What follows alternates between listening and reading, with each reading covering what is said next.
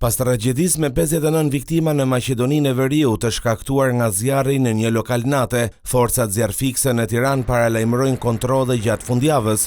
Në fokus të këtyre inspektimeve do të jenë lokalet e mëdha ku do të verifikohen nëse i plotësojnë apo jo kushtet kundër zjarreve. Lokalet me kapacitet të madh, mbas ngjarjes që ndodhi, edhe pse kohët e fundit ne kemi bërë inspektime në shumë prej tyre, por mbas ngjarjes që ndodhi në Maqedoninë e Veriut, edhe ne si shërbim zjarrfikës këtë fundjavë, sepse këto ditë ato nuk janë aktivitet, kemi marrë kontakt me drejtuesit e këtyre bizneseve dhe patjetër që ditën e njëjtë të premte të shtunë do t'i kalojmë gjitha dhe të verifikojmë edhe një herë masat e zjarrit.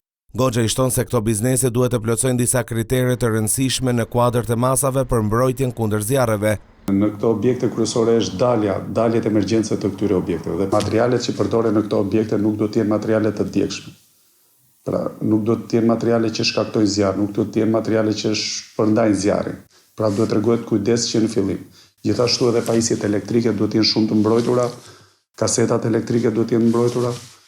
Pranë këtyre kaseta duhet kemi fikse zjarri, gjë e cila në këto lokale në qytetin e Tiranës është në çdo ambient. Problem për lokalet e mëdha mbetet përdorimi fishek zjarreve, pikërisht përdorimi lëndëve piroteknike në Maqedoninë e Veriut, la pas 59 viktima dhe mbi 150 të plagosur.